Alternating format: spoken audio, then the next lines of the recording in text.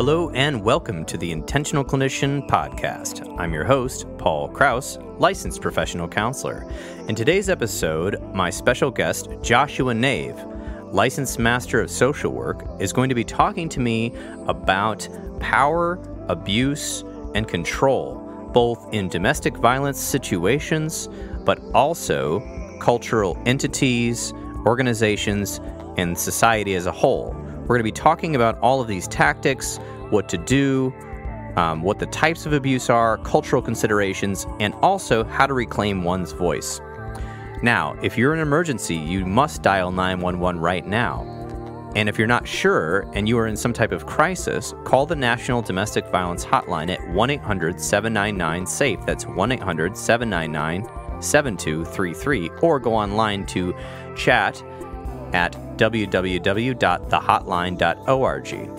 Joshua Nave, licensed master of social work, is a therapist in Grand Rapids, Michigan that offers trauma-informed talk therapy and EMDR therapy services to people suffering from anxiety, trauma, and other things. He also offers online therapy to people across the state of Michigan. Joshua has been offering specialized trauma and anxiety services for over 4 years to a diverse community of individuals and seeks to offer healing to all people. His therapy approach focuses on integrating his clients' beliefs, cultural and family history, and unique story into the therapy approach in order to accurately help the whole person. Joshua is interested in helping any individual, regardless of race or background, overcome their own trauma, accessorial trauma, or simply their anxiety about life in order to obtain the better life they want. Joshua is EMDR Level 2 certified with over 5 years of experience in the field of social work and therapy. Joshua also possesses experience working with a variety of populations, including members of the LGBTQ and the BIPOC community. If you're looking for therapy, you can check out his website, which will be in the show notes at www.healthforlifegr.com, or call the office 616-200-4433, and he accepts most insurance plans. All right, now let's get to the interview.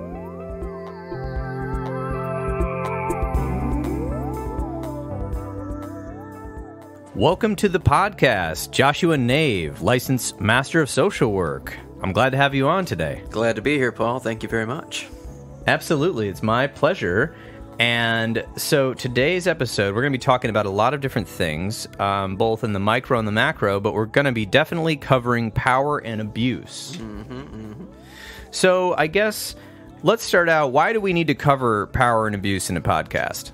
Well, at least in my opinion of the matter, right? Like, generally speaking, from what I've seen from clients and things we've worked with, there are a few things quite like power and specifically the abuse of power that can strip someone of their ability to really chart the direction of their own life and ultimately, have control over their own lives, right? So especially nowadays with where society's going, the impact, the struggle, the stress that our culture is facing right now, at least in my eyes as a clinician, we've been seeing an increase of people coming into this center and services who have experienced some kind of abuse in their life.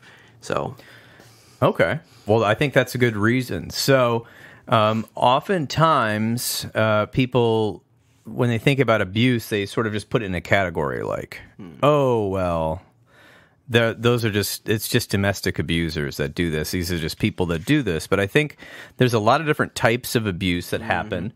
And the reason we bring power into it is oftentimes the reason somebody does abuse somebody is to maintain control or power over somebody. So maybe let's just start with the basics of abuse between two people. Can we talk about kind of the domestic violence realm? So let's start there, maybe physical abuse. What's that about?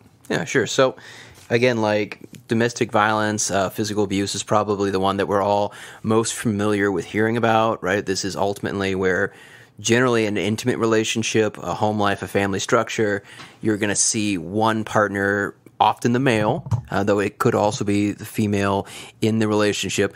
Basically, the individual who has the power of the relationship will often use that power in a physical way to harm, strike, to maybe manipulate, or like cause maybe even, again, part of that whole thing, sexual abuse too, in that domestic violence situation to take the control from their partner and ultimately control the relationship.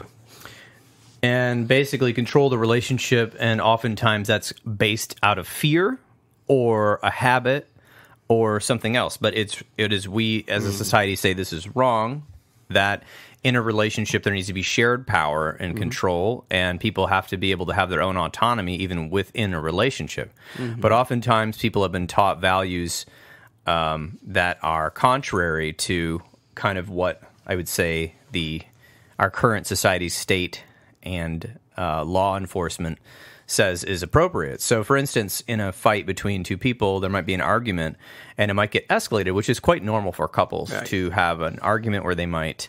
healthy fights. Yeah, they might argue and raise their voice, but what's not normal is when one of the partners pushes or grabs or punches or hits and, says these sort of things. Now, if it was just as simple as that, you'd say, well, obviously the right thing to do is to call the police and have the person arrested and prosecute them and then leave the relationship. But we often see that in the cycle of abuse, people don't, because they have a positive association with the person, usually from the beginning or the honeymoon portion of the relationship. And then what happens is tension grows, and maybe that person wants to do something or hang out with somebody or make a financial decision that the other person doesn't agree with. And in the argument, the other person goes what we would call over the line and hits them or causes them physical harm. And you said often the male, and that's often the case, but it can also be a female or depending on what type of relationship we're talking about. And that instills fear. But it also instills like a feeling of being trapped because now this person has not given me a fair arguing stage. Now they're taking it to the physical level, but yet oftentimes when people are caught beating somebody, they'll say, oh, it was just this one time, I lost my temper, I'm just so angry, I just didn't mean to, and please love me. And then the person feels like, okay, I've got to take them back. And oftentimes I would say they don't really have a problem with anger management, because if they're at a job and all day long they don't punch their boss or they don't punch a coworker, but yet they go home and punch their girlfriend, then clearly this isn't about anger. It's about controlling the partner. Yeah. And usually there underlies a lack of communication and a lack of healthy communication to be able to get through difficult conversations with appropriate attachment, and thus one person tries to dominate the other. So what are your thoughts about physical abuse in relationships? Yeah, like on the baseline of it, I'm going to kind of maybe go into that a little bit. One of our talking points is going to be at some point, might as well even kind of get into it now a little bit, what kind of people go about trying to do abuse, right? And honestly, it's a lot on what you're talking about right here. Like, we're looking at individuals who generally, like, they're going to struggle to communicate their points. They often feel powerless themselves. Maybe they've been victimized in their own life. Sometimes it can be individuals who are suffering from, heavy doses of narcissism, right? Effectively, these are individuals that generally, internally, right, feel very weak, very powerless. And so when that comes out in a relationship, again, generally speaking, these people are going to use that physical capabilities, their arms, their power, the environment around them, frying pans, they're going to use basically what they have at their disposal to exert their power over their partners. And a lot of times too, right, that's going to come off kind of as you were mentioning, right? There's that talk of, oh, it didn't happen too often, didn't happen this, and I was just angry and I couldn't control. A lot of these individuals believe that they are actually the victim in the matters, and that's going to come to a popular term that we're throwing around in culture nowadays, that gaslighting, right? These individuals, again, in their own mind, believe that I never would have done this if you had just done these things, right? And that heavily pushes them to not only be the abuser, but often convince the victims that ultimately you were the reason this took place in the first place. And a lot of victims of abuse end up feeding into that cycle, that belief, because again, your abuser is generally not always a horrible person. A lot of times they can be funny, they can be sweet, they can be kind, they can be loving, right? And we're going to talk a little bit more at some point about the abuse cycle. Part of the whole problem with making it difficult to leave abusive situations, even if it is as straightforward as we'd say physical abuse, one where it's like we can all say, oh, he hit you, that's bad, right? Again, just so people understand, I'm going to be using the gender term he quite often in here to just reference the abuser. It's mostly what most of our work and evidence we have written about abuse is currently written in. So again, try to use this term interchangeably. It could be they, it could be she, it could be anyone, right? Very good. Yes, and that's a good point. So oftentimes people that abuse, whether it be physical, emotional, sexual, financial, digital, stalking, or even on the macro level if they're a person in power, such as in the government, they staunchly believe they're the victim. Because in psychology we found that people don't really think they're ever doing the wrong thing. Nope. We have this power of rationalization. We have implicit bias. Where we, are biased based on our viewpoints. We have a lot of people have a difficulty having empathy for others and empathy for people that are not like them, and they feel entitled. And it could be based on their attachment style with their parents. It could be based on history. It could be based on where they were raised or what messages they're getting culturally. But they actually believe that they were forced to hit you, or forced to emotionally scream at you, or forced to sexually manipulate you, or forced to take the money, or forced to stalk you digitally, or because you won't do X, what they want, which we see that as the opposite of intimacy, because intimacy means that we are both giving up some of our defenses to come together in a relationship where we are open to the other person's perspective and also trying to find a way to act as a couple that is not destructive towards one of us or the other. And that engages a lot of communication, and it takes a lot of vulnerability. But people that abuse, they don't often like vulnerability. They want to be the person in control. And so this has happened, and even culturally, I think even in the last 40 years, this used to be something I'd heard in movies, which is, what did you do to make him do that to you? Pretty common term, yeah. Right. Or that boys, this is a terrible toxic thing that parents tell their daughters. Oh, there's a boy picking on you at lunchtime at the recess. That means he likes you. Yeah. That is the most terrible idea to ever say to a little know girl. How to use his words. Right. He has to pull your hair. That's the only way he can express himself. Right. He's or vice versa. So it lets traditionally males off the hook for bad behavior because statistically they're more aggressive. Because of possibly testosterone. Probably testosterone. And so, but that, I think that sells males short. I do think that males have a great capacity for empathy and emotions and communication and learning to have intimacy with a partner, whether it be male or female or they or other. But oftentimes, I think that we know it's the shortcut to use violence. Yeah. And, that's an easy way to get things done, but it doesn't mean it's long-term not going to have terrible side effects. Yeah, a lot of, again, I'll go on that point real quick. Like, I've got a background in infant toddler mental health, right? Like, anyone who's ever been around children, any parent out there understands the basic, hopefully has been through the situation of, I'll use the example, Bobby gets upset. Bobby's angry. You've taken his toy. Bobby swings his fist, right? It's secondhand nature, effectively, for a kid, any child, right, to generally resort to some kind of physical aggression when their way isn't being met. So a lot of times we see in these abusers, they are kind of stuck in that infantile space. I've never learned how to move past getting my way without physical abuse, without this abuse, and they use that like kids do, basically.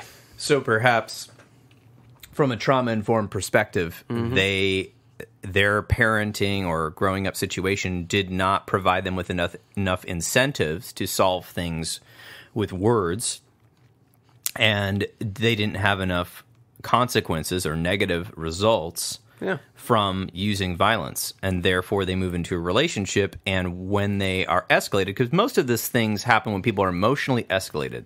They're not in their calm state, they're in a sympathetic nervous system state, and then they act out. And so some people feel powerless over that. But we're only powerless if we don't have the tools to communicate, and we are listening only through our lens, and we aren't really listening to the other person. We want what we want. That's inflexibility. And then the abuser may think, I can get my way by essentially being a terrorist. You're terrorizing the person by hitting them. But it's not just hitting. So some people have said, and I heard this on a domestic violence podcast, some people have said, physical abuse is terrible, but it was more infrequent. But what was happening every day was emotional abuse. So can you tell us a little bit about emotional abuse? What is that? Yeah, so emotional abuse really, again, like putting it simple to start with, and we can get in more detail from there, is literally trying to use one's emotions to cause harm to another, right? Think of it again, if I'm swinging my fist to cause harm to you, that's going to make you listen. Well, I'm going to use words that I know are going to tear down your self-esteem. I'm going to tear down your self-image, right? These could be examples of backhanded compliments like, like, wow, like that dress looks good on even you, right? Perfect example of a compliment that leaves you kind of standing there going, oh, did they insult me? Did they just compliment? I'm a little confused here. Constant reminders of maybe, saying you're not good enough for this. Remember, you're not like other people. You're not smart enough. You're not that. Basically, emotional abuse is the daily, regular tool that an abuser is going to utilize, again, to keep you in the relationship. Again, a lot of abusers are going to use this to tear you down on a daily basis before I ever need to hit you until you start believing you're right. I'm awful. I'm not that great. I'm actually kind of maybe even, a little blessed that my abuser is with me because I'm pretty awful and no one else would be with me. Right. So that not only keeps the person in the relationship with control, but I actually think the abuser's motive goes beyond just keeping them in the relationship, beyond codependence. I think it actually goes to, I want this person to stay the same way I want them. So I want them to do something for me. I want them to give me sex the way I want it. I want them to give me food or dress the way I want and talk to who I want. And therefore, I can't really see them as a whole person. I objectify them in some way. And, playing mind games with them, humiliating them, making them feel guilty, calling them names, but then apologizing. So it's like a back and forth, kind of like playing ping pong. Like one moment I'm putting you down, the next moment I'm building you up so that you're using, and this is kind of crazy, but if we go trauma-informed completely, people bond during times of great stress. Yeah. So during times of great stress like war, soldiers will bond together and feel this bond. Yeah. But just like that, an abuser can use the stress that they're inflicting on you and then flip it into a I love you moment to make the person who they're abusing bond to them emotionally because you have heightened adrenaline. But then if you move into physical affection, you have oxytocin and making those sort of memories together. Yeah. Another part of emotional abuse is intimidation. So making somebody afraid by using looks, actions, or gestures, smashing things around the house, destroying their property, abusing pets, displaying weapons. Even if you say, well, I'm not going to hurt you, but you're making me angry. You're making me break our dishes, right? Coercion or threats. I'm going to report you. I'm going to put you in the hospital. I'm going to tell your mom about this. I'm going to tell your dad about this. I'm going to kill you. I'm going to kill myself if you leave. I'm gonna complete suicide. You need to do this illegal thing for me. You need to take drugs to somebody.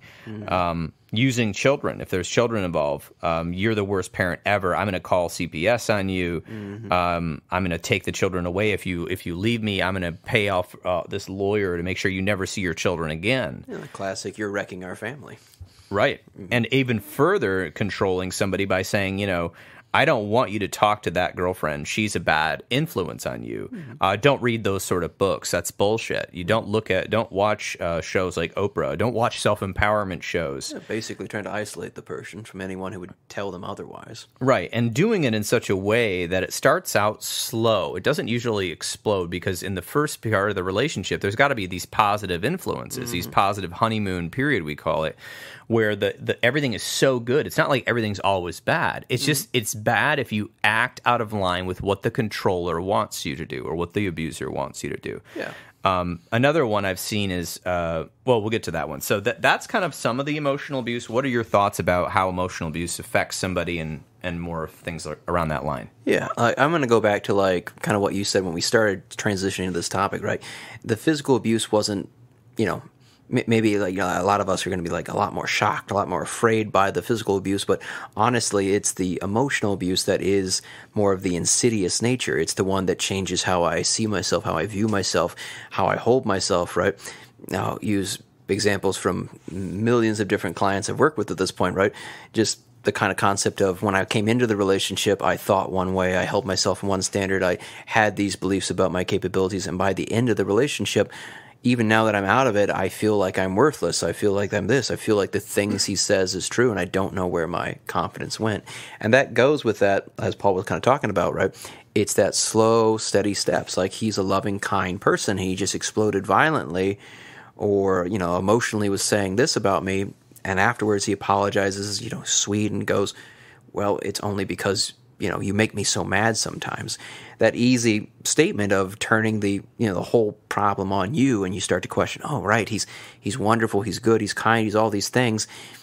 It must be something I did. I must have done something. That must have really agitated him. I need to change that. And it's that steady stream, right? Like the one after another. You know, it's not like he sits down and has a list of 20 different things that he has a problem with. It's one small thing. Well, I just really don't like it when you do your hair like that. I'm like, well, okay, it's not that big of a deal if I change that, right? And then one after another. I've even heard it in more of a subtle way, where the person goes, you're always so emotional. Mm-hmm. Don't be so emotional. If you weren't so emotional, then I wouldn't withdraw my affection. And if you weren't so needy all the time, I wouldn't be angry at you.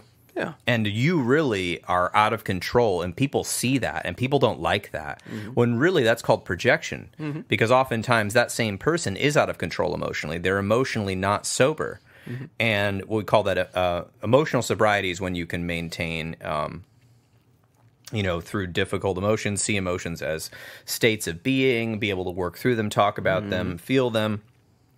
But oftentimes the projection happens where somebody takes what they're feeling and puts it on the person that they're trying to control. And that is a very heavy theme I think we see with people who are using abuse often, right? I have something inside of me. I don't know how to deal with it. I don't know how to cope with it. I have these beliefs. Again, baseline of I'm not good enough to keep someone in a relationship. So I'm going to constantly project that outward on my partner. If my partner realizes how awful they are, they won't leave me because internally I'm feeling like no one wants to stay with me. Very good point. So that brings up the schema of what people believe relationships are. Mm-hmm. So, that all depends on your cultural lens, how you were raised, what you think, what your fantasies are, what you've seen in your life. So oftentimes somebody, like you're saying, like the abuser, the controller is going, I don't feel good about myself. I feel like a loser. So why would they ever stay with me? So I've got to put them down so they do stay with me.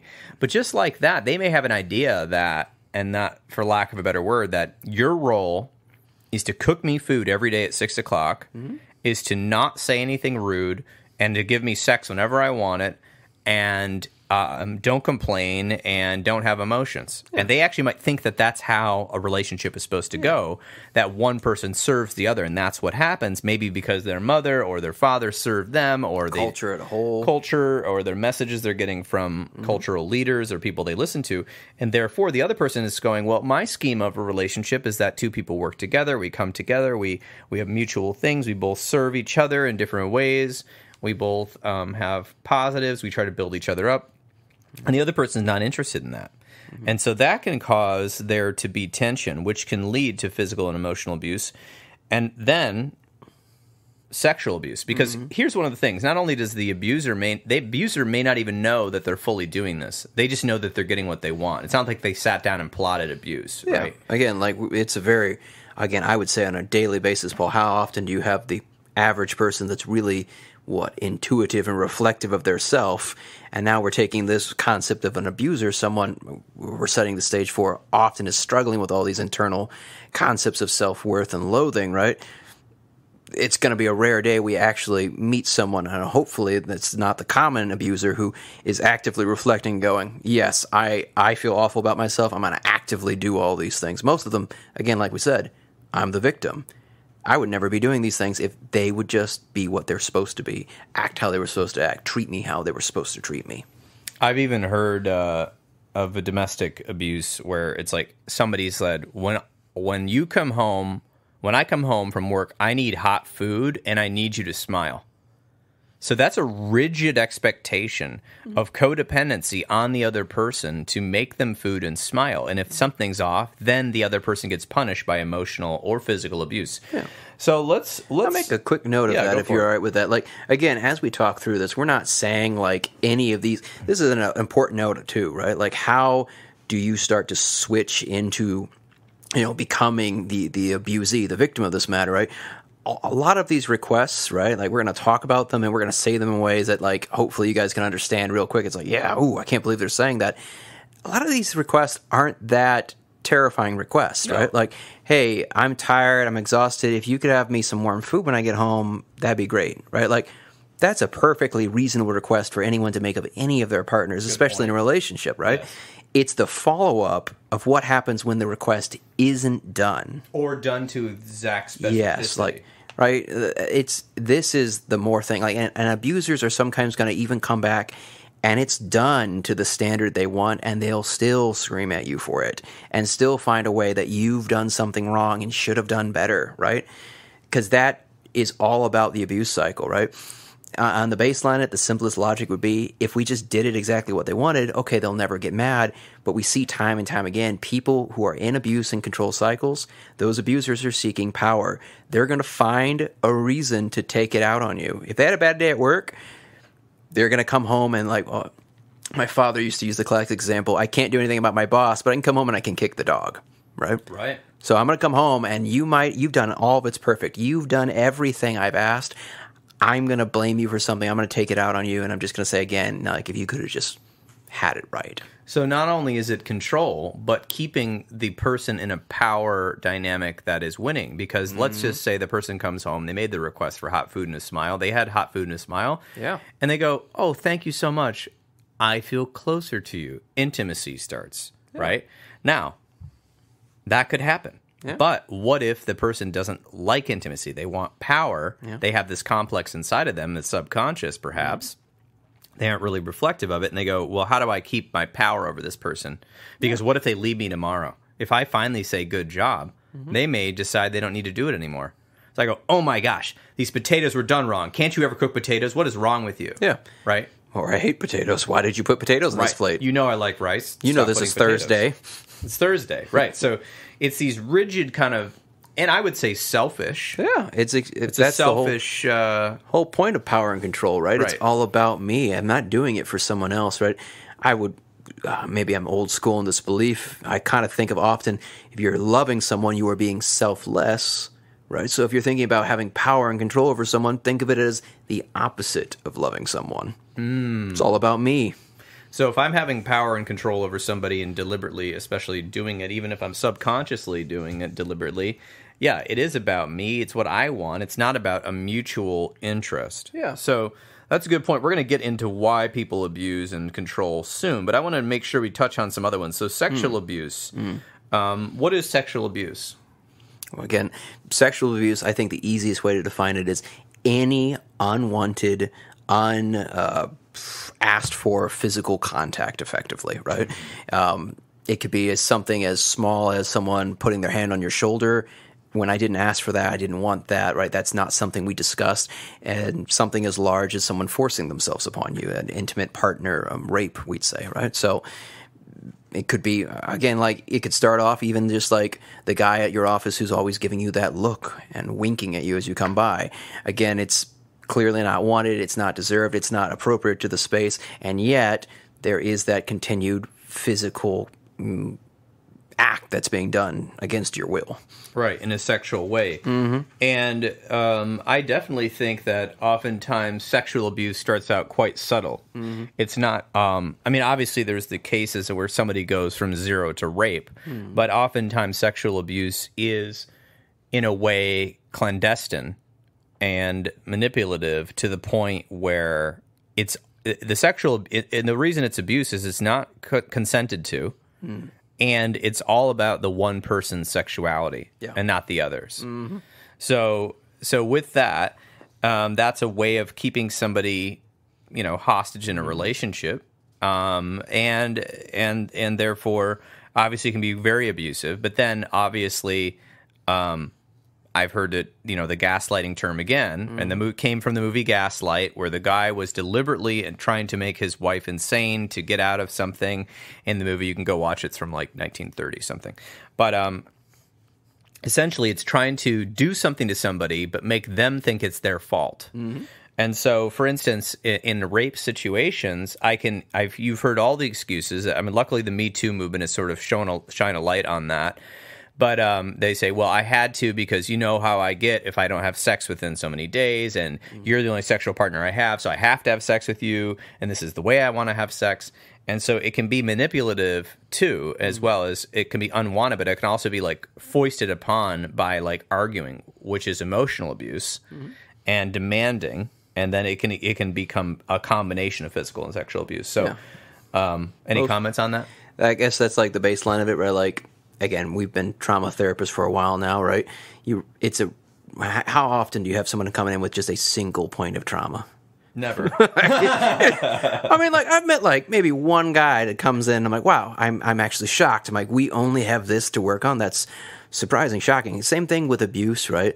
The abusers have a toolbox of things under their belt. They are going to use several methods. It's not going to be just like walk in, slap you, and that's all he ever does, right? It's going to be emotional abuse. It's going to be this. It's going to be that. They're going to use a variety of things, and then combine that with the positive things, trying to do positive things to make up for it, or to overly commit to you and in odd ways promise things. So let's talk about financial abuse. So some of these methods are preventing your partner from getting a job or keeping a job, making them ask you every time they want money, giving them a strict allowance instead of having access to all the funds, taking their money and using it without their permission, not letting them know how to access the family income or accounts. We see this all the time. So in a lot of divorce situations, people will do what they call a forensic financial investigation, and they'll find that one of the people that was maybe in a more power and control role in the relationship has taken money slowly out of the family account and put it into some sort of other accounts.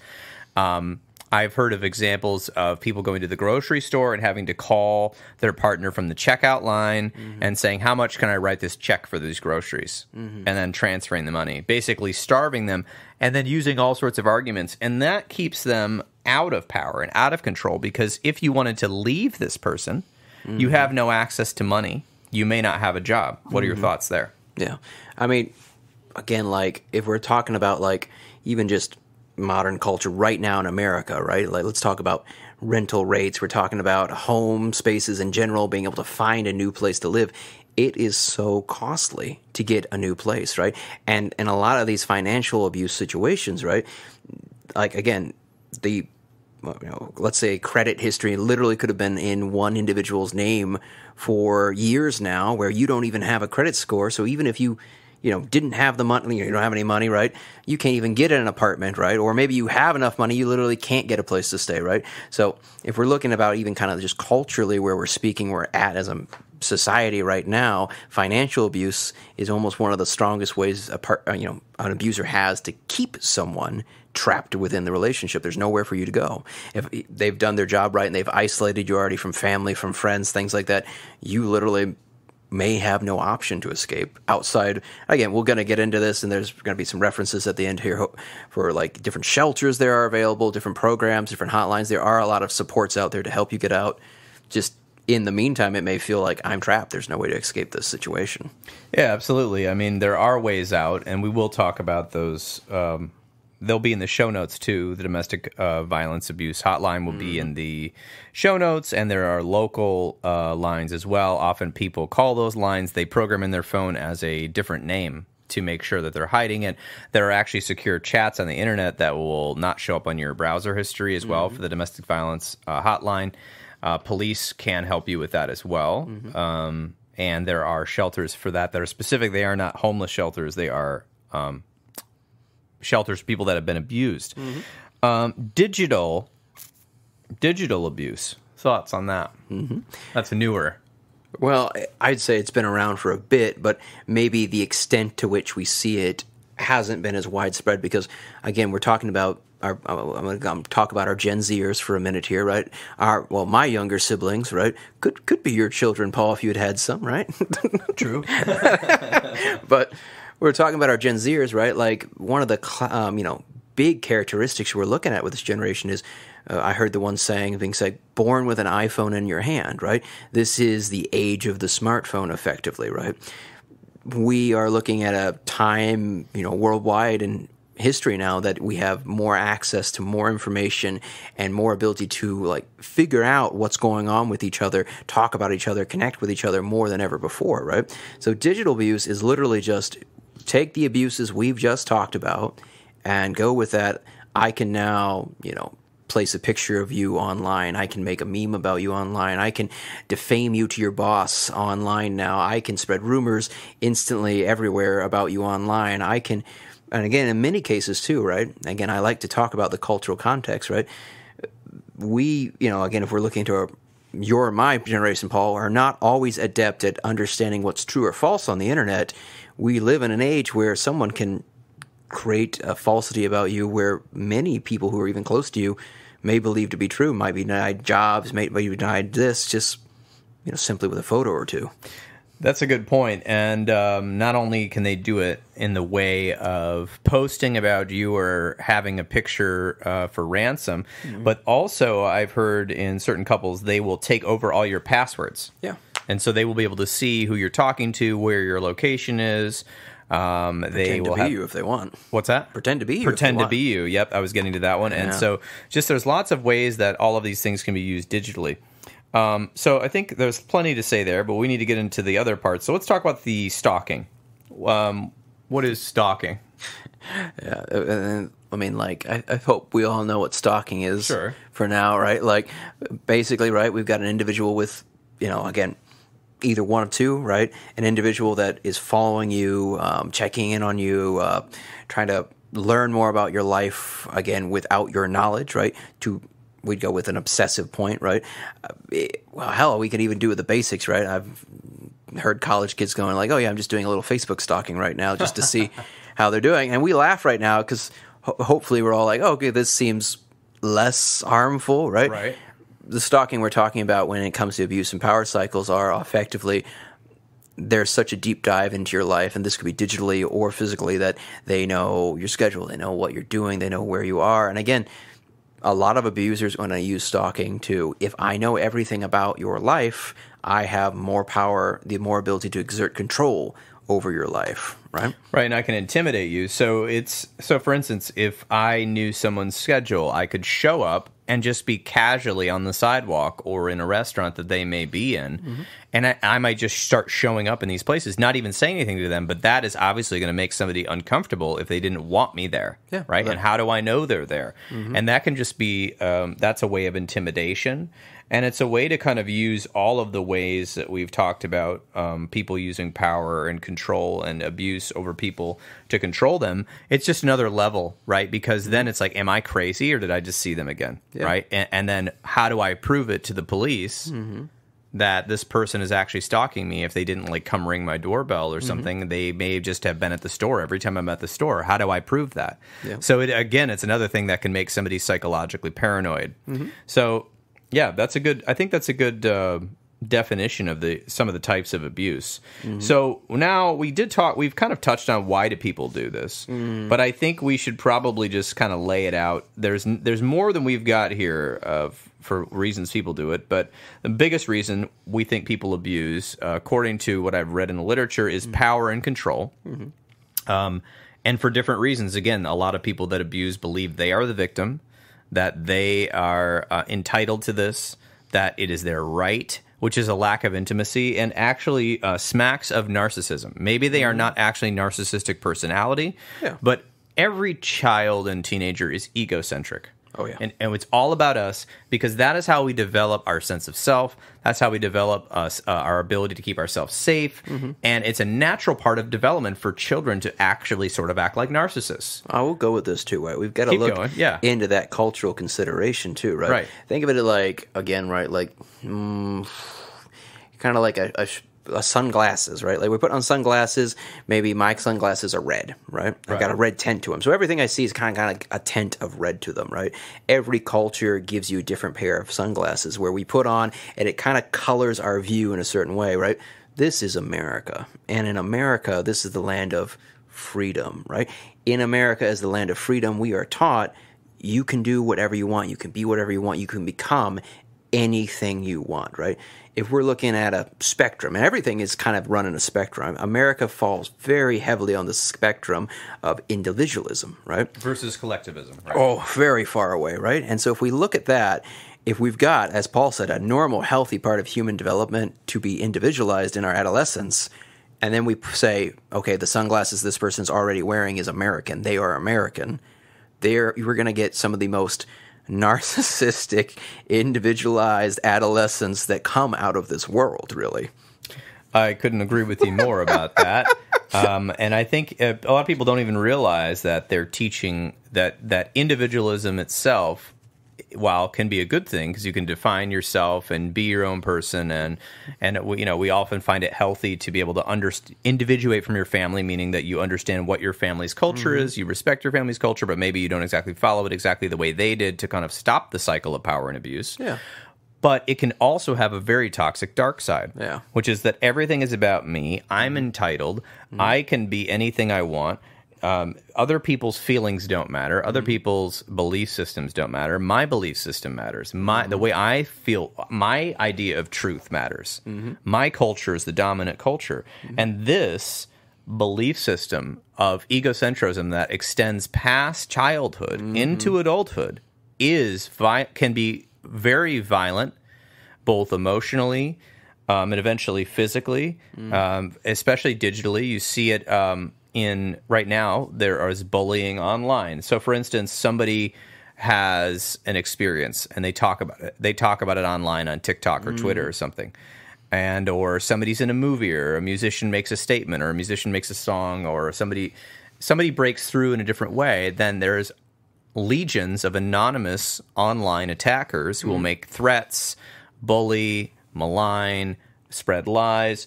And this sort of thing is leaking all over our culture. And I do think it has some roots in this sort of narcissistic my way or the highway type sort of cultural value that is sort of instilled through everything from parenting to media to just even the way politicians and people in churches talk, some churches. Thoughts? I would say probably several churches. Well, yeah. It does seem to. Again, I didn't want to stereotype everything. We're not trying generalizing. We're not trying to stereotype against a religion here. We're trying to take knowledge of a culture, right? The American culture, the United States. Yeah, right? we don't. Again, I hope. I mean, maybe some of you out there have got a pretty good finger on the pulse of American culture, but part of American culture is not talking about American culture, not really even identifying that there is an American culture, right? Again, we call this the melting pot effect of America, right? Wherever you came from, it doesn't matter anymore. Whatever culture you were from, that's not part of it. You are now American. You are part of our system, right? It's a unique concept, right? I'm drifting a little bit. I'm not going to try to drift too much here. The culture talk always gets me going, but the point of this we're trying to make here is we look at this, right? And like Paul was saying, right? Somebody posts online about their success. You're going to see a lot of abusers come out, kind of like what we just talked about. I'm feeling internally less than, right? Right. Somebody has just posted their accomplishment online, and I see it and go, I am less than again. I am not good enough again. Here's this person being successful. But again, I am not self-reflective. Generally, I'd say most cultures don't do a great job of teaching self-reflection. That's not a common thing I see in trends that happen, right? So if I am feeling this negative way, but it's not because I feel bad about myself or something like that, and I'm looking at this post, this thing that this person did, clearly it's that person who's at fault. That's why I feel this way. So they must have cheated, they must have lied, they must have done something. They're this terrible person in this way, right? Maybe they're just rich, right? Or we can go conspiracy. Maybe they've made a deal with the devil. maybe they're part of the, quote, Illuminati. Or Biden. Maybe they're part of the deep state, which doesn't exist. They could have made it, Biden, Trump, someone. Right. And so there's this sort of, when in times of stress, I actually read this article recently, in times of stress, there are many more beliefs in conspiracy theories. Oh, yeah. And this has been going back for thousands of years. This is a long-term study. But one of the things, we don't want to go into conspiracy theories completely, but that is one reason people will justify to abuse others and to even take the life of someone else because of a theory that fits their viewpoint. And they can't evolve into a viewpoint of other people having the right to talk about their cultural belief system in the melting pot, to have different opinions in the melting pot.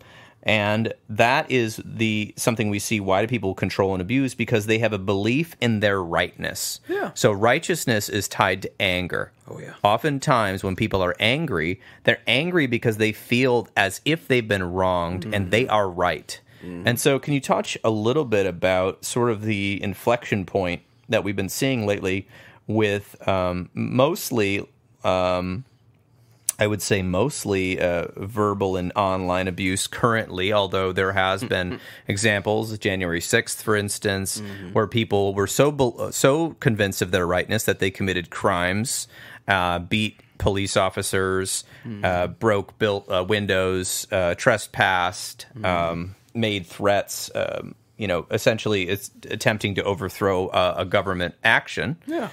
Tried to kill Mike Pence, the vice president of the United States. Pretty serious stuff here because of a belief in their rightness. Yeah. Can you tell me about why do people believe they're right about things and get so into it that they will be willing to risk their freedom and actually democracy? Okay, so this is it amuses me a little bit, right? I'll go with this, right? Like, you're sitting here listening to this podcast, and Paul's just said these things, right? You're doing one of probably two, maybe three things, right? Either one, maybe you're the few who are just sitting here kind of neutral and be like, oh, let's see where they're going with this, right? Right. Most of you have probably felt a way, you're like, bullshit, I ain't listening to this shit, and you're off of there. They already turned it off. Or you're like, yeah, hell yeah, they need to be tried, right?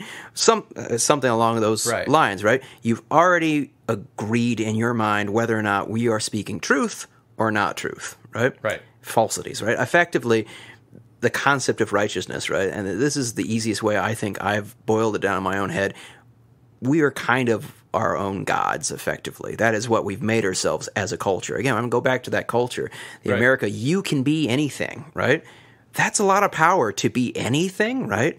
And that's, if we're looking at anything, you can do anything. I can do anything, I can be anything, I can be whatever I want, I can prove myself anyway. Yeah, I can do anything, right? Like the bootstrap mentality, right? And if I'm looking at that, we as a culture, again, I'm going to highlight this, if we think that something's right, we'll be damned if someone tells me it's wrong, right? And so what does that mean? So then that gets into what I call post-truth. Mm-hmm. So we live in a post-truth era where basically if my personality and my opinion sounds good enough, what methods and what rubrics do we put it through to see if it has any weight or scrutiny? And that's the terrifying part of our age right now, right? There was a time in our culture, right? You go back, like we're in the 20s, like let's go back like 50, maybe 60 years, right? There was a time where if I believed something, I had news, I had media, I had information sources outside of myself with identified experts who would come on to tell me what is actually true, what's wrong here, right? So we believed experts back in the day. The thought of the matter is, like, we still, like, again, were we being pulled to sway here and there? Probably. Yeah, we always have been. Yeah. There's always people using power and control to manipulate people. Yeah, but the idea is that because our stream of information was much more limited, we had fewer sources to go to challenge my own beliefs, and we had more sources that we relied upon to challenge our beliefs. In our modern digital age, where everyone, at least in our culture, has the ability to have access to the internet on my phone right now, I can Google search it, I can find the information right now, and there are a million people with their own voices online. Again, we are making a podcast right now, putting our own voices online. Right. Experts in our field.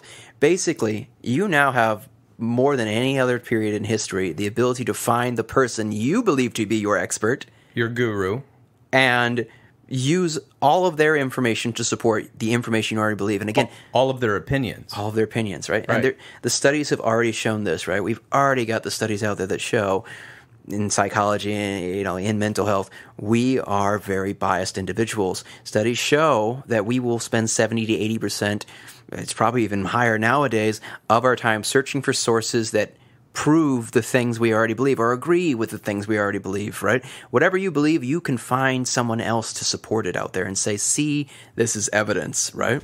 So if we're looking at this term, this sense of righteousness, right, and why I'm right and others are wrong, right, we've just gone through this media explosion where media has been devalued, right?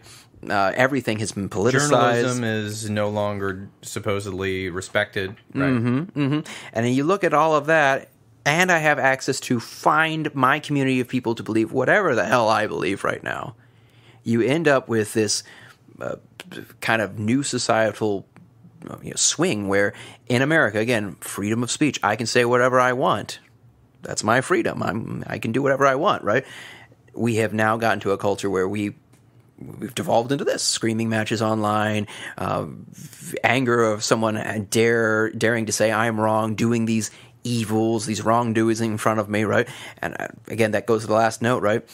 When I'm online, I'm not at threat to anyone to really do anything to me, more or less, right? I'm hidden behind a digital moniker, usually. And basically, it's another concept we've talked about, like mob mentality, the anonymity. Yeah. The principle, like, if you give somebody a mask and have them try to do a wrongful act, they're more likely to do it because their identity is hidden, right? If you tell someone no one will ever know you're going to be part of this, studies say that most of us have a heightened percentage chance that we're actually going to do it. So you take all of that, this real simplified, I'm right, I'm an American, I have the freedom to do all these things, you shouldn't silence me.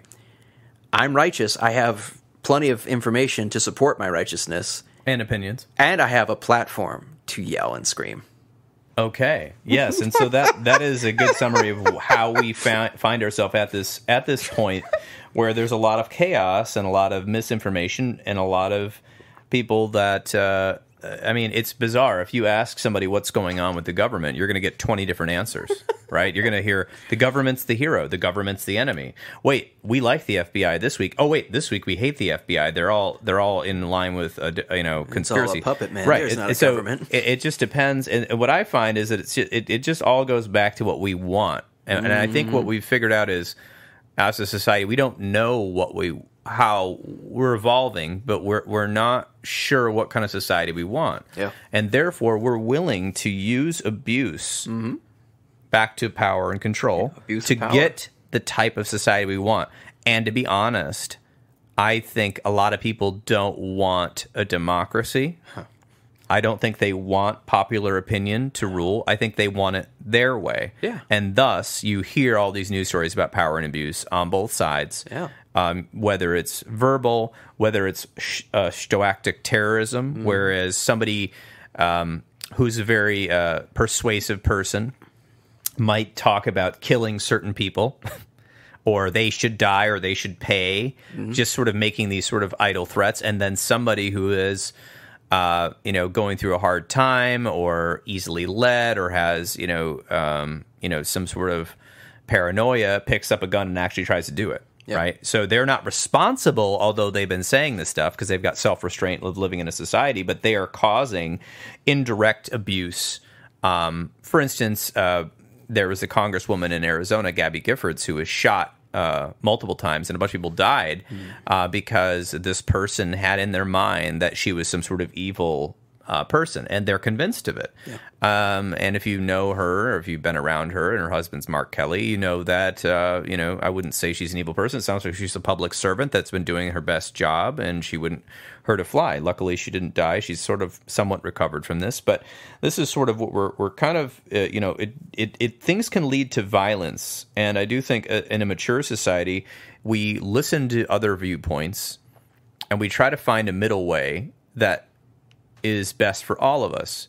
But I think, like, going back to the melting pot, we have so many different cultural opinions here, and our country's so large. So in a large city, we have different possible values or reasons we want certain things. But if I live in a rural area or an area with more cornfields, I might want different things, right? Yeah. And if I am an adherent of a certain religion that is wanting to have their way, they might convince me that I need to do this thing. So there's a lot of confusion out there because I do think there's a breakdown of the grand narrative of what America is. So that can lead to power and abuse. So let's talk about, well, actually we did kind of talk about the abuse tactics. One thing we didn't talk about a lot is guilt, using guilt. Yeah. Because we did talk about coercion and threats, intimidation, isolating a person, minimizing, denying, or blaming the other person, emotional degradation, gaslighting, and economic means. But let's talk about guilt. Tell me about that. Yeah, like guilt and shame, right? Like if we're going on our product of righteousness here too, right? Think about that, right? Like oftentimes, again, right, someone who's going to be using my power to abuse, I'm going to try to play on even maybe what you believe is right, and I'm going to use that against you, your own righteousness, to get you to do what I want, right? Now, again, we're going to use religion. I'm going to use religion at this point because it's an easy one to use. Again, we are not knocking on religion. I don't think. Are we knocking on religion? I don't think so. I think we're trying to highlight some struggles. The hard part about our society is if you use an example, somebody is often offended immediately and turns off their brain. Yeah. So I would say we're not knocking religion. There's like any entity or any sort of concept. There's always positive things about it and negative things about it, depending on the people or organizations involved in that particular thing. And with religion, there are tons of religions around the world. Christianity, for instance, without Catholicism, has, according to Wikipedia, somewhere around 33,000 distinct denominations around the world. That's so when we talk about religion, we're talking about, I think, an organized way of having spirituality. Yeah, so spirituality methodology of beliefs, right? It's a grouping of beliefs or practices that you could that are spiritual, but then become sort of an entity of its own. So let's go. So back to you. What about religion? I'll kind of hit it with that real quick as I transition into this. Right, think about the whole concept of power and abuse, control, all the things we're talking about like this. Like, let's say I'm going to talk about the concept of fire. Is fire evil? No, fire is not evil. Fire is extremely useful. Fire is a huge blessing to us. Can I burn a home down with fire? I can definitely burn a home down with fire. Nothing really inherently at face value, at least in my opinion of things, seems to lead to a level of like, oh, this is a bad thing. It's generally, what are we doing with it? How are we utilizing it? Again, I can drown myself by drinking too much water. If I drink too much water, I need water to live. Water's super healthy for me. If I drink too much too fast, I drown. Right? So I'm abusing my water, right? So I'm going to go with religion. I'm going to get back on topic at this point now, right? In a religion, right, again, if somebody says, oh, yeah, I'm a follower of X faith, and okay, we go, here are the tenets of that faith. If you're not meeting the tenets of that faith, I don't think you can classify as followers of this faith. You need to classify as something else, right? And again, that's how we define everything. It's how we group things together. Is someone a Democrat? Are they a Republican? We need to be able to look, okay, they follow X things. We can label them as this or that. That's how we make sense of the world, right? Is it a giraffe? It's going to have these features, right? So in religion, again, this gives a really great standard for someone to be able to cause that guilt, because they can use this standard of, if you are a follower of a religion, especially our shared religion, this is what you need to follow, and I can twist and I can use that thing to guilt you into that experience. Again, let's use a classic one. There are many religions that believe this is the role of what a wife should be, right? And again, that's not I'm not saying it's a bad or good thing, right? But we can take a piece of it and go, well, a wife has to always respect her husband.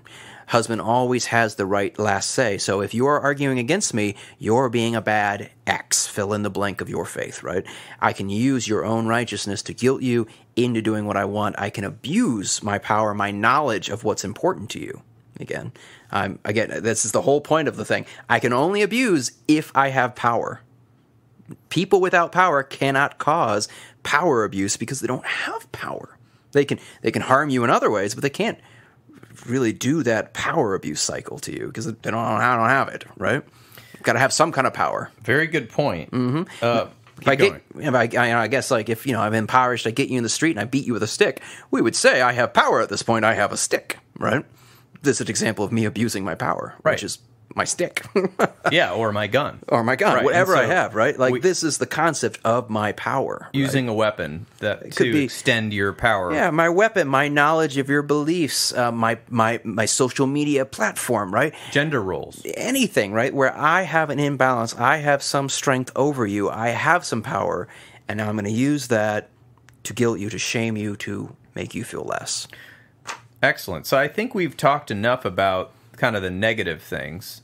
What about people reclaiming their own voice despite what may be happening in America or cultural shifts or politics or just in general sense of being abused? Yeah, just how can someone reclaim one's voice if they've been abused, and how can they heal from abuse situations? Mm-hmm. So, I mean, like, this is a multifaceted point, right? This is not a single answer. Obviously. Yeah, like, well, let's go with that, right? Healing, right, at least in my opinion as a therapist, right, takes many different forms. It may look similar. There are some similar paths we can take quite often, right? But your own individual healing journey is always going to look a little different, right? I do EMDR. I help people heal from trauma on a daily basis. Paul does EMDR. We're doing kind of the same technique quite often, right? But like what somebody's going to experience, what they're going to have to go through to heal, what that's going to look like for them is kind of a wild card every time, right, Paul? I think so. I think that to reclaim one's voice, therapy is obviously one way of doing it, and therapy can be quite useful because it can help you understand through psychoeducation what has been going on. It can help you have a safe place to talk about things that you can't talk about maybe with friends or relatives, and obviously the person or entity that abused you. I mean, one of the first things we have to do to heal is we have to get away from the abuse. Now, if it's a person, we've got to get help, calling 911 or the domestic violence hotline, which is in our notes. Obviously, that's a big step. But what if it is a job or a religion that you're in, or a church, or a family unit that has a cycle of abuse in it? These can be difficult to get away from. So that's when we go into boundaries and education. So one of the biggest things I think for people to escape abuse and to be able to separate themselves so they can heal, you have to separate yourself first to an extent, is learning. Learning about boundaries, learning about the cycle of power and control, learning about abuse.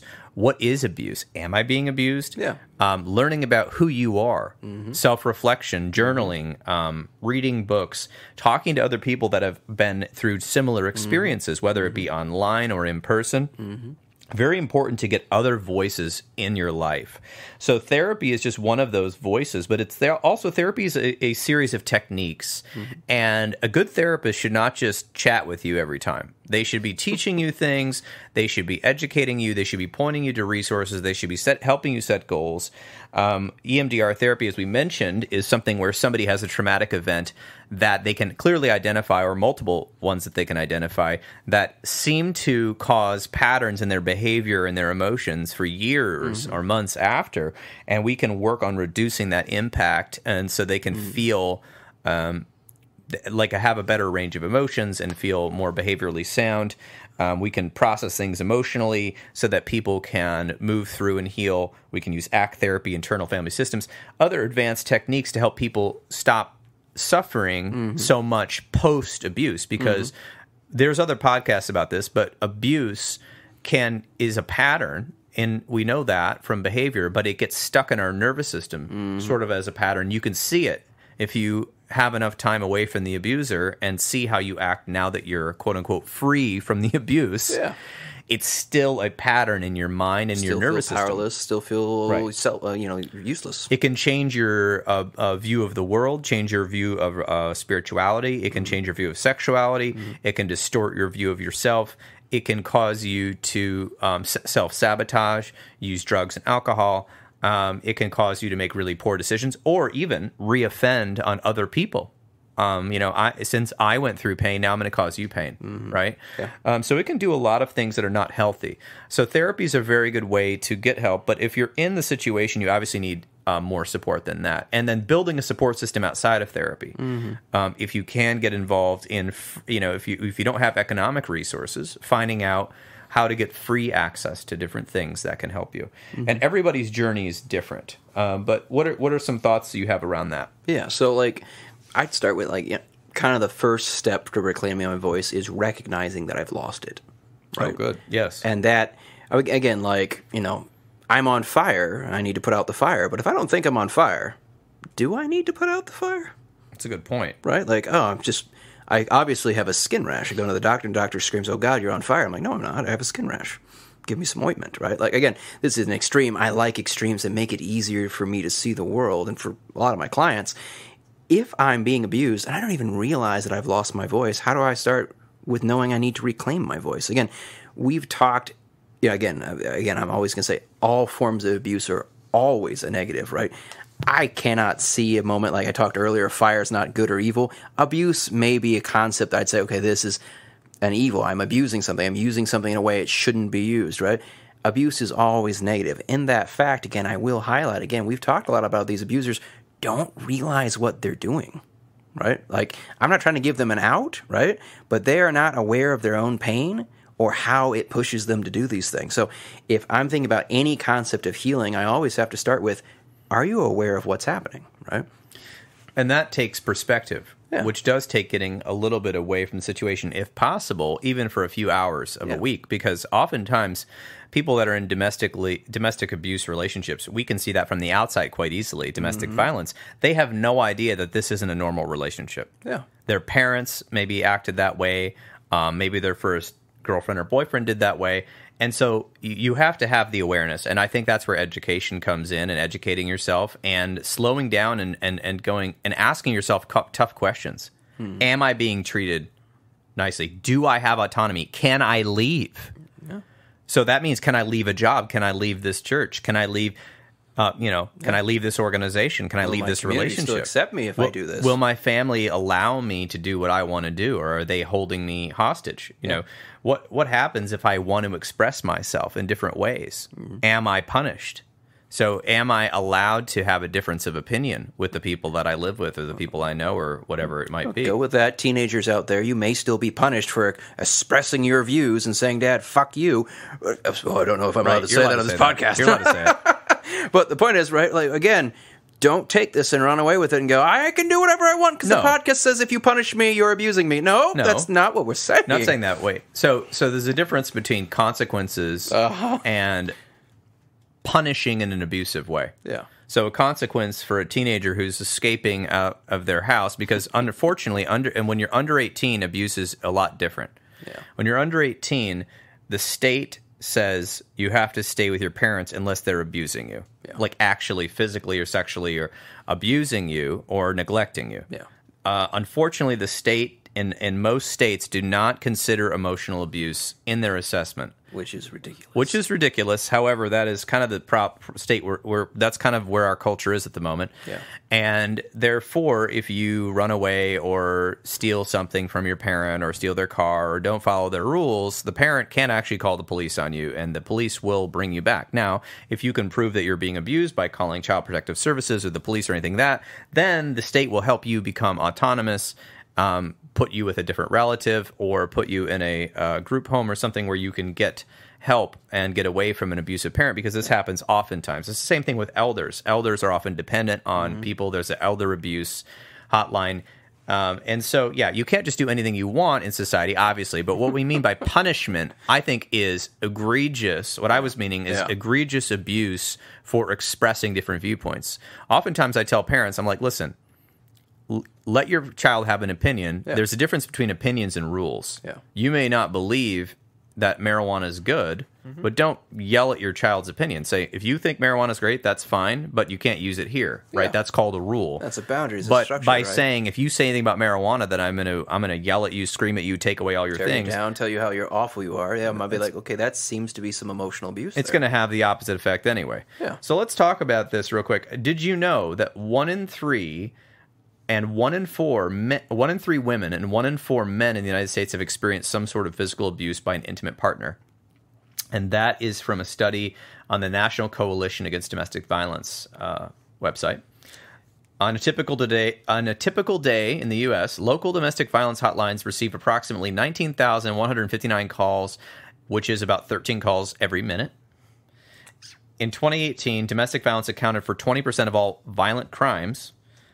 Abusers' access to firearms increases the risk of intimate partner abuse or death at least 5-fold. When firearms have been used in the most severe abuse incidents, the risk increases 41-fold. 65% of all murder-suicides involve an intimate partner, and 96% of these victims of these crimes are female. That's pretty bad. I mean, like, I'll just go with it. Like, I've got this back and forth constantly in my head. Did I know these numbers were that high? No. Is it shocking? Yes. Is it surprising? Not exactly. No, not exactly. Yeah, because we have a lot of growth to do in our society. I won't get into this too much, but I do believe human race. As a human race.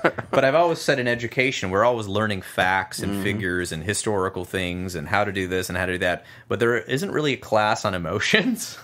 And relationships. No, not really. That'd be great. I think, well, they've started doing some in some schools, but it seems to be an extracurricular, and it seems to be more schools with a lot of funding. I think that should be a basic. Oh, yeah. Right? Not just something teachers teach on the side. Pour into your citizens. Right, exactly. So if we want to create a peaceful society where people know how to get along, we have to teach these skills when you're a kid.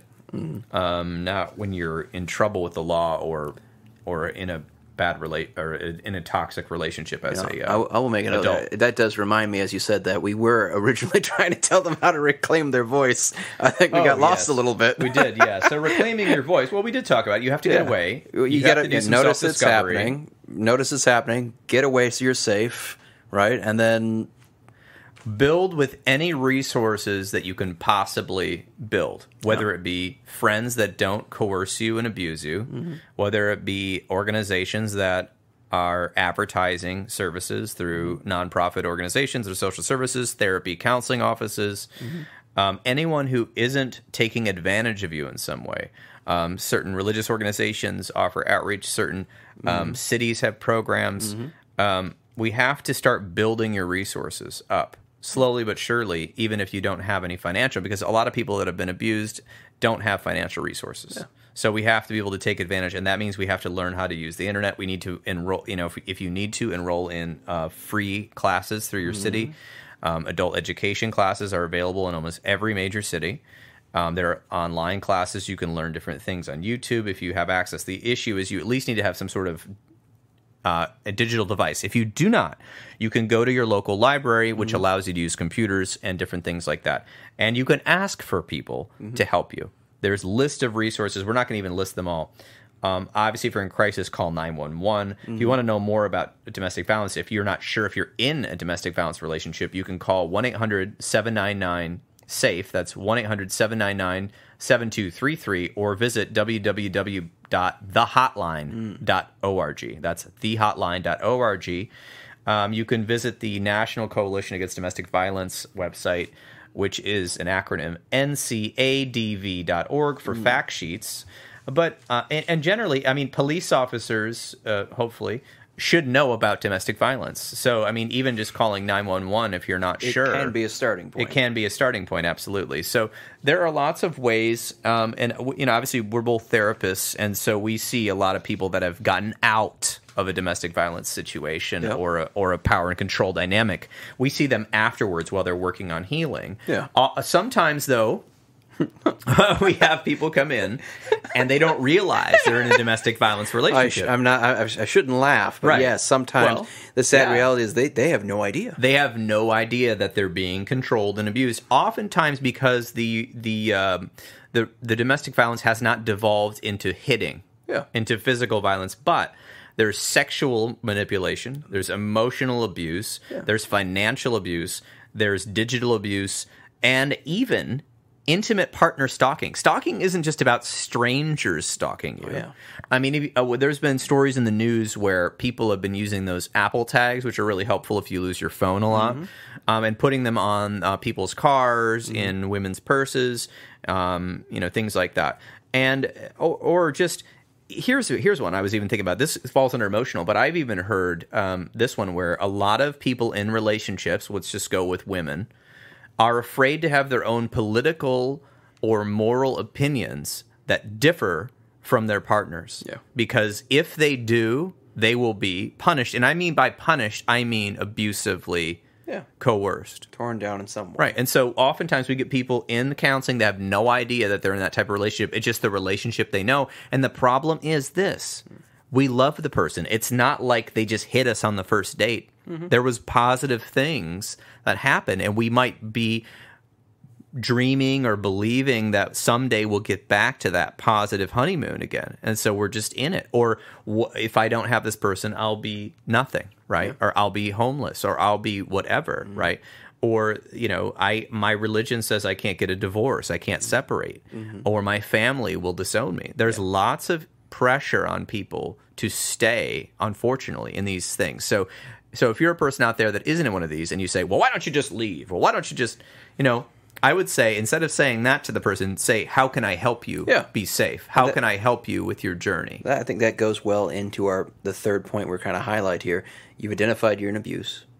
You're getting out of the abuse. You're seeking safety. We're in that third step where sometimes in order to just even do the second step of getting out of the abuse, I have to be building this new community, this new set of resources, tools, right? If I'm sitting around by myself, right, going, am I good enough? Can I get out? And the only other voice I have is myself, I'm going to just keep believing whatever I believe, right? That's why we come to the therapist. That's why we read these things. That's why we make these podcasts that you can listen to, right? We are, we have to build, we have to go into community, we have to find basically others to help us start reclaiming that voice of ours. Exactly. And it can be people that you trust or people that have been through abuse. So there are support groups. For instance, the YWCA has support groups. Good group. There's plenty of groups on the internet. There are meetups about this. And you'll be surprised if you're vulnerable. I mean, listen, you've already been abused. So, it seems rejecting sometimes to talk to people socially and say, hey, can you help me out with this? Or do you know anything about this? Some people are going to scoff, right? Because that's a cultural issue. They don't want to talk about it. Pull yourself up by They don't want to hear about it. By the way, the pull yourself up by the bootstraps, let me just address that for a moment. Did you know when that term first originated, and you can look this up, that was actually used as an absurdist joke about the idea of extreme individualism. Did you know that? It was actually literally making fun of the fact that you can't pull yourself up by your bootstraps. It's actually physically impossible to pull yourself up by your bootstraps. You will fall over. And you actually need someone, to help. So essentially, this was a joke that has now been claimed as a cultural meme that people should do it themselves and not have societal help. Anyway, it reminds me of Cats. The musical? Yeah, no, the actual animal, the pet we have domesticated here. Dogs are very aware of their dependence on you. They will come for you. They want food. They want affection. They need walks. They're dependent, and just like that, we're dependent on different things in society. But cats, they are dependent on you, but they act like they're not. Take it or leave it. My affection. I'm going to go over here. A little back and forth. Right, a little bit. And so I often, I laugh when people say they did it themselves. Again, go with that, right? This is America. If you say someone help me, you are immediately going to lose. Well, I'm going to use social status, or I'm probably using it wrong. You're going to lose the clout, right? Sure. As the young people are going to tell me, right? Like, you immediately are less than you could have been, right? Any politician who wants a shot at presidency has to be a self-made man. Right, which is impossible because you had someone raising you. You drove on roads. Who paved those roads? there were policemen and fire people Teachers who and cared for you, education right? and all of this sort of thing, and who grew your food and all of this. So we are interconnected as a society, and thus that is why domestic violence is such a huge issue, because we're interconnected in power control dynamics, because we have to figure out how to communicate and get along. But we have to understand, if you're a person in a place of privilege, and many people that maybe listen to this podcast are, and let's say you pay taxes. Obviously, you might want to be politically active to figure out where those taxes are going. But when you say, I don't want to pay taxes, in my mind, you've lost credibility, because the taxes don't just go into an incinerator. That's what's paying for the roads. That's what's paying for the stoplights. That's what's paying for licensure enforcement. That's what's paying for education, so that we don't, live in that society. Now, it's not perfect, right? That's why we have politics. That's why you can get involved in your local area. But we have to remember that we are interconnected. And so if you're a person of privilege and you want to keep that privilege, you've got to give back to society in some way. Because otherwise, people who are underprivileged are not going to have any resources to do what you think might be a good thing, which is becoming a member of society.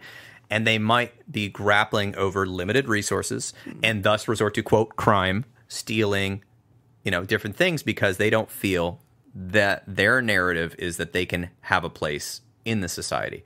And so just like that, if you're a person in power and control, there becomes great responsibility. I'm going to go with, it might be a little stretch to say paying our taxes is the way to save I'm not saying that, economic crisis. I'm not saying that. I'm saying if you're a person with lots of money and you can pay your taxes. If you're a person in privilege and power. Right. And in this example, we're using the concept of money, right? And again, we can all pay our taxes because, it's a percentage of what we make, so we can all pay our taxes, sure. Right? I go with that. If you're a person of money and you're sitting around and going, wow, I hate that homeless person on the street, blah, blah, blah, blah. Why doesn't he get a job, blah, blah, blah, right? Blame him. I wish I didn't see homeless people. Well, you're kind of abusing or not even really using your privilege or power, because you could be funding community initiatives to get that person into jobs, get that person housing, get that person healthcare, so they're not constantly fighting their sickness and illness that keeps them from going to a job. But the point of the matter is, if you have power and you're sitting around going, why isn't X changing? You're kind of misusing, maybe we could say in some cases abusing your power, if you're not really using that privilege, using that power to make the change that you want to see happening. Right. Is that what you're telling me, Paul? Yes, exactly. Then you're just wallowing in your individualism. Why aren't more people like me? You're placing the blame on others. You're doing the thing that the abuser does. Where it's, correct. It's your fault that you're like this. Exactly. And that is a very reductionist viewpoint, immature, back to the toddler. Yeah. We are all interconnected, right? Everything we do as a society has effects. Now, it may not be as direct or obvious what those effects are. Yeah. But just as, that's why I said micro versus macro. Yeah. In the micro, we see it in individual relationships. Yeah. We have to evolve and learn how to communicate and to be able to share power and control. As a society on a macro level, we have to figure out, if we want nice things, we have to invest in nice things. If we want our kids to be educated at a certain level, we have to invest in education. Mm-hmm. We have to figure out ways to solve the common problems that humans face. And that is a whole nother podcast. But I do think... We could go for a while on that one. Right. And I do think, though, that the power and control dynamics play out all the time. When you're a person of power, you have a great ability to enact positive change to people that don't have power. Yeah. Or you can blame them for not having power, talk about how special you are, how great you are, and how awesome you are for accomplishing what you did. But in my opinion, that gets old. Yeah. You're not planting trees. Great. I'm so glad you made all this money and did all these things. In our culture, power often is associated with money. Yeah. That's so wonderful. Okay, now what? Do you need more money? Get more money. That it? This American way. Right. Is that it? Or are you going to figure out how to make a utilitarian society where you aren't afraid of, certain things that could happen due to inequality and other issues? Hoard all the money, and then when I get bored, shoot myself into space. Right. There you go. That's the way to do it. That's what dragons do in the myths. They just hoard all the gold and then sit in a cave all lonely and mad. They do not shoot themselves into space, though. No. So anyway, cool back we went a little off topic, but I think it's okay because all these topics are connected to not only the individual relationship, but how we live. And I think it's an important concept. And not everybody's called to go into how we live in politics and fighting about the local taxes and all of that, right? Some people are called to help people. Some people are called to, just play whatever role they find and the thing they love. But the main point, one of the main points is what happens on the micro level happens on the macro level and vice versa. So we have power in our own relationships to work on. Maybe we're not an abuser. We don't see ourselves as an abuser, but am I using subconsciously or consciously some of these tactics against people in my lives? Have I done these things? Right? We all have. It's all a spectrum. So there's some self-reflection there for all of us. I would like to hope that I am not an abuser. I would like to hope, right? Right. I would probably need a few more eyes on me to tell me whether or not I am doing that appropriately, right? But right now, my wife loves me. That's I good. know she loves me. I have some power. If she's loving me, she's giving me some power because she loves me. Right. What am I going to do with that power today? That's a good point. We all have an opportunity to share it, make a positive impact, or try to control. And I think that the opposite of love is fear. Yeah. And so when we're afraid of not getting our needs met, and when we're afraid of others, and we're afraid of sharing, then we usually often go to trying to control. Yeah. And that is what leads to abuse. Yeah. So that being said, hopefully you've all enjoyed this talk. If you are looking for counseling, I'm going to talk about that in the show notes, but Joshua does take clients both in person and online, and you can check out him on his website, which will be in the show notes as well. So I really appreciate you joining me. It's been a blast.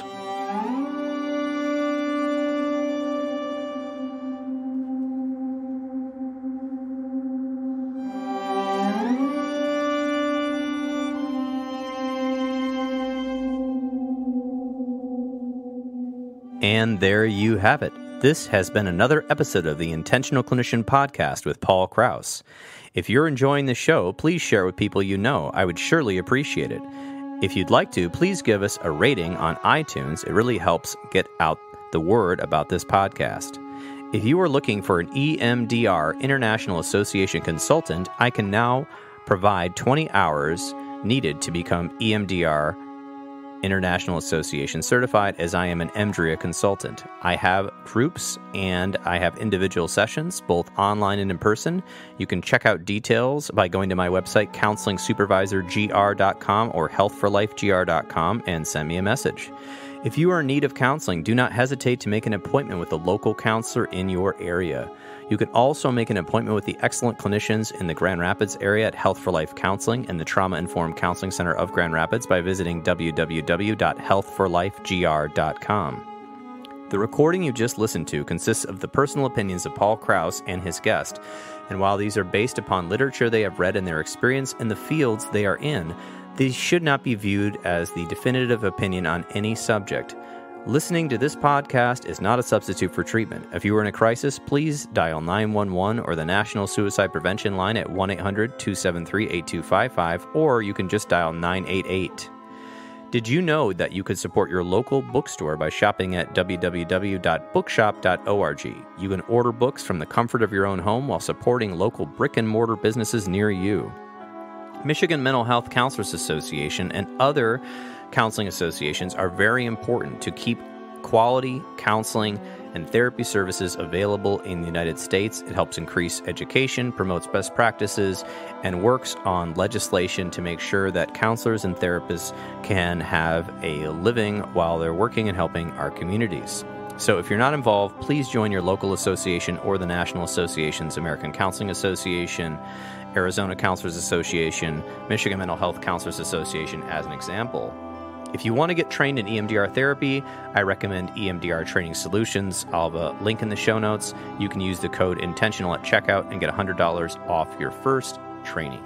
Until next time, I'm wishing you all a safe and peaceful week.